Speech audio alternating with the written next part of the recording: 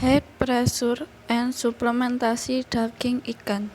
Saya Diana, NIM 1921011107, S1 Ilmu Gizi semester 3, Stikus WCH Kepanjen Malang.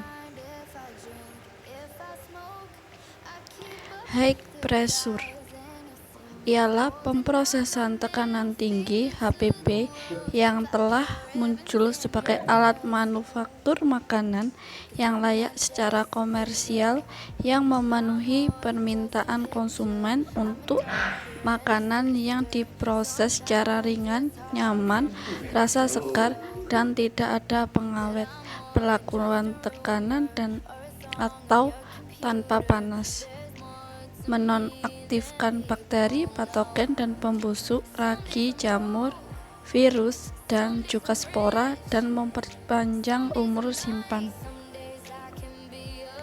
Tekanan tinggi suhu rendah dalam pengolahan bandeng duri lunak. Red and Hartford 2016 yang mempelajari tentang tekanan tinggi untuk penyimpanan ikan. Metode pengolahan bertekanan tinggi yang saat ini juga baru dikembangkan adalah modifikasi peralatan presto atau autoclave.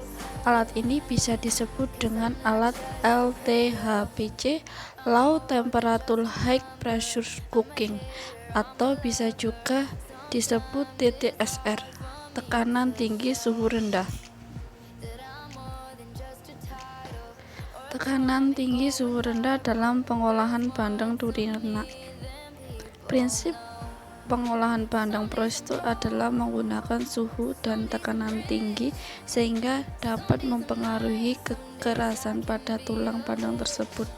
Data menunjukkan bahwa pemberian pressure saja pada suhu yang sama untuk menunjukkan adanya perbedaan nyata terhadap kelunakan tulang yang dihasilkan, berbeda dengan penelitian dari Roger et al. 2006 yang membuktikan bahwa pressure telah mempengaruhi besaran laju inaktif koenzim lipoxygenase pada tomat. Hasil yang diperoleh dimungkinkan berbeda jika pemberian pressure dikombinasikan dengan suhu yang tinggi. Pemberian pressure yang berbeda pada bahan akan memberikan besaran daya tekan yang berbeda juga terhadap bahan. Oliveira et al. 2017 menyampaikan bahwa high pressure adalah teknologi yang efektif dalam pengolahan pangan, tetapi bisa memberikan pengaruh terhadap penampakan, tekstur, dan komposisi kimia. Efek yang terjadi akibat perbedaan besaran daya tekan tersebut akan mempengaruhi perbedaan komposisi kimiawinya. Tekanan akan mendesak bahan sehingga memaksa sebagian komponen kimiawi keluar dari bahan. Pada kadar lemak, pressure menyebabkan berkurangnya kandungan lemak seiring dengan peningkatan pressure yang diberikan selama pemasakan. Metode pengolahan TTSR berpengaruh nyata terhadap penurunan kandungan lisin, protein terlarut, dan nilai proksimalnya. Tekanan tinggi pada suhu rendah belum bisa melunakkan tulang ikan bandeng, serta semakin tinggi tekanan mengakibatkan kualitas ikan bandeng duri lunak semakin menurun walaupun pada pengolahan suhu rendah. Kemudian, suplementasi daging ikan. Ikan merupakan bahan pangan yang memiliki nilai gizi tinggi dan umumnya disukai oleh masyarakat karena harganya yang relatif terjangkau. Keunggulan kandungan gizinya, ikan merupakan bahan pangan yang mudah mengalami kemunduran mutu, high perishable food, menurut Talib 2009. Kebutuhan protein hewani yang berasal dari ikan untuk setiap orang Indonesia sekitar 3,4 gram per hari atau setara dengan 25 kg ikan per tahun. Namun, konsumsi rata-rata perorangan hanya mencapai 18 kg per tahun menurut Irawan 1997. Menurut NIA, tahun 2012 menyatakan bahwa tidak ada satupun bahan makanan yang mengandung zat gizi secara lengkap, maka keanekaragaman makanan yang dikonsumsi sangat penting untuk diperhatikan agar setiap makanan dapat saling melengkapi zat gizi yang tidak terkandung dalam makanan tertentu, sehingga untuk mendapatkan makanan yang lebih lengkap zat gizinya dapat dilakukan dengan mensuplementasikan daging ikan ke dalam produk lain seperti mie, roti, biskuit, dan pembuatan produk tradisional seperti pembuatan sagu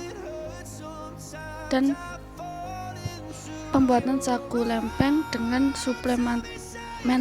dengan suplementasi daging ikan.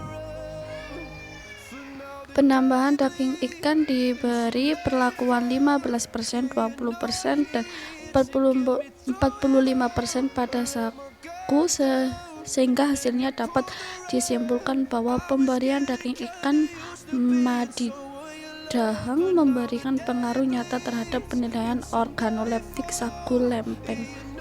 Nilai uji organoleptik terhadap penampakan warna dan tekstur pada sagu lempeng adalah cenderung menurun diikuti dengan kenaikan konsentrasi daging ikan yang ditambahkan. Sedangkan nilai uji organoleptik aroma dan rasa sagu lempeng adalah cenderung meningkat diikuti dengan kenaikan konsentrasi daging ikan yang ditambahkan. Saya mengambil referensi dari Riyadi pada tahun 2018 tentang aplikasi metode TTSR dalam pengolahan bandeng duri lunak.